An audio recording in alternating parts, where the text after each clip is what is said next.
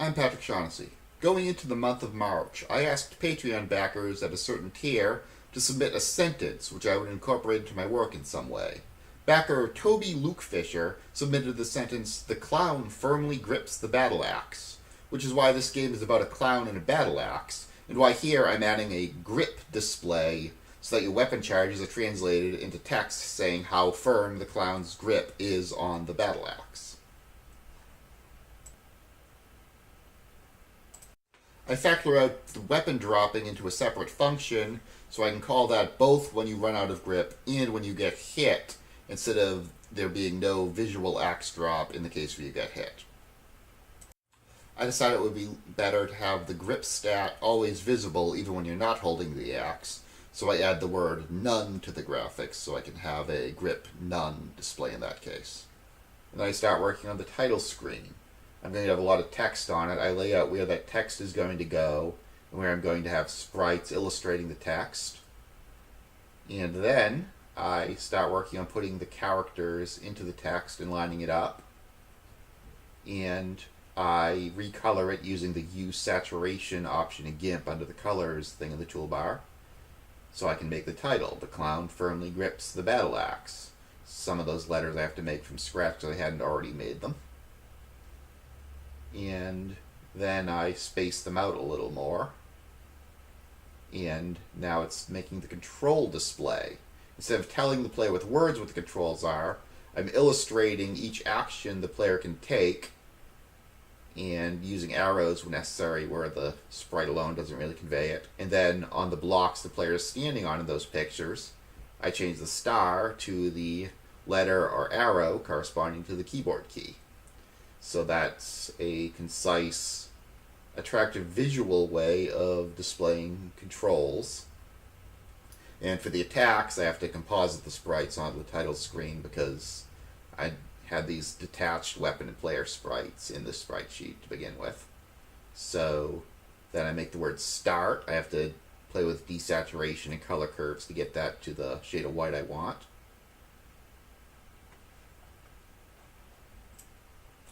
What I'm doing now is I'm giving the axe a separate property for its attack height, which is different from the height it's getting used to draw at.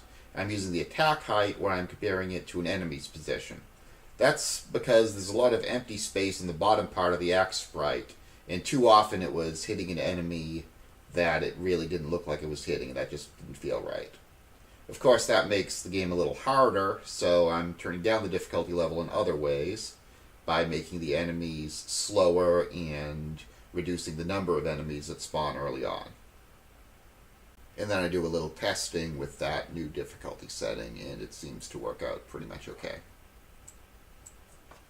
I go back to the HTML page, which I hadn't touched in a while. I now have the title announced, so I titled the page, "The Clown Firmly Grips the Battle Axe." And I want the canvas to be centered on the page. So I give it some CSS, telling it position absolute so I can specify the position. Then at the top, I calculate that to be half the vertical height of the page minus 360 pixels. So it's 720 high, so it'll center it. And left, likewise, calc half the horizontal width of the page minus 640 pixels, half the width of the canvas. So those calcs let me position the canvas. And then I try to zoom out and demonstrate that, and I have trouble zooming because the control number keys aren't working because I was preventing default on keystrokes in all but the shift case. I also want to not prevent on the control case. So I just modify it so I could press control numbers to zoom as necessary. And there we have the title screen centered on the canvas, which is white. I would rather have the canvas colored to a darker shade, so I use a little CSS on the canvas. On the body. Since these are one-off elements, I don't see a need to make CSS classes about them. I just put the style directly onto the element. And then after that, there's a little more testing. And I go around bashing the skulls, having fun with it. What you were seeing up to this point in the video was me dubbing over recordings of previous programming and graphics editing. We are now back in real time.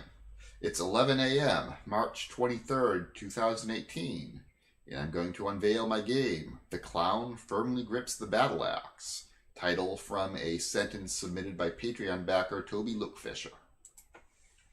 I am first going to take out the cheat code.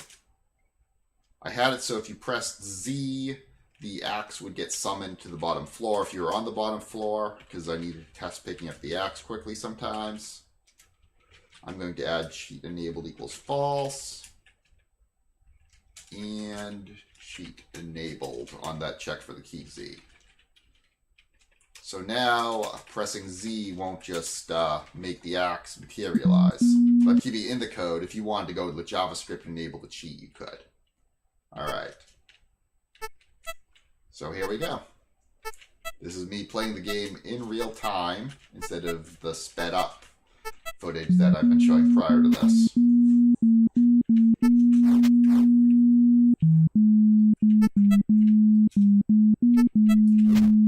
So you see the background color and the grip text tell me how many more hits I get with the axe before I have to drop it and pick up a new one. The skulls fly off in different trajectories depending on the angle I hit them at.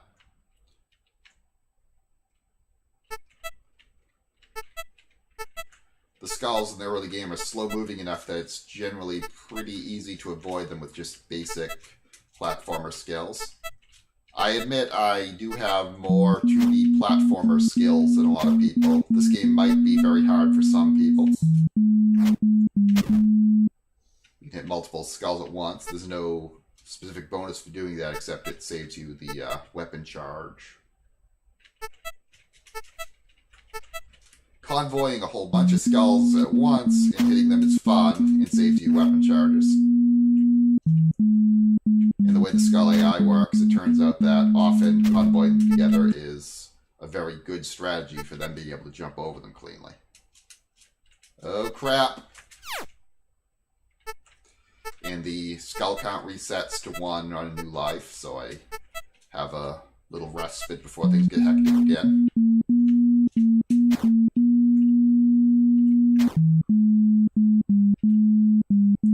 This music, in case you hadn't noticed, is based on the cadence of the sentence, "The clown firmly grips the battle axe." The clown firmly grips the battle axe.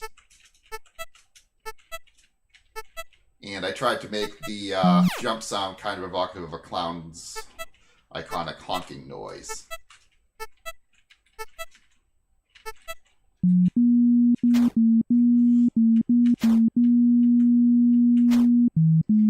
The reason the axe has that sprungy thing in the middle was because I needed a longer attack than the axe was drawn, and it felt fun to me to have the idea that the clown would have this magic trick springy battle axe that shoots out longer when he attacks with it.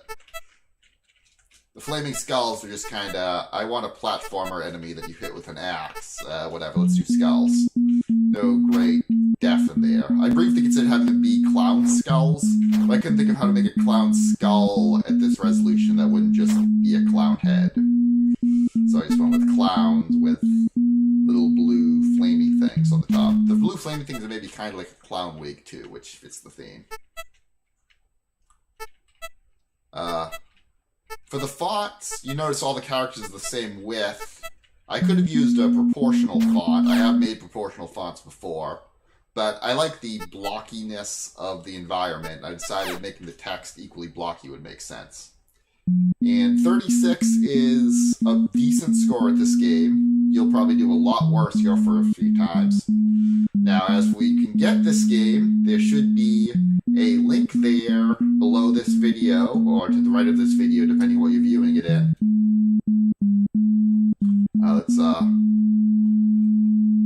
Let's not hear the music. So, you can look at the game, you can play the game, and you can go through all the source code. When you load the game, just hit View Source in your browser, and you can view the source code at your own leisure. You can go in there, edit it. As I explained, you can view a lot of these objects from just your JavaScript buffer. A lot of people, when they make JavaScript, they don't use so many top-level variables. They wrap things up so you can't access them easily through the console. And when you're making a complex page, that's a good thing. You don't want to declare a lot of top-level variables, because then if someone else on the same project uses the same variable name, you're going to clobber each other. But for this small thing, with the entire page devoted to the one program, I didn't feel like it was wrong to use top-level variables. And it does make just debugging a whole lot simpler. I do like to do things in a console-oriented, interactive debugging style, as you've seen at various points in this project. Well, that's that. That is the game program that I've been working on. I've taken this from nothing to a very simple HTML and JavaScript demo of Controls and Gravity. Added platforms, added enemies, added a weapon, added sound code, etc. And here you have it. The clown can now firmly grip that battle axe. Go out there and have fun with it. I hope this has inspired your own projects. Goodbye.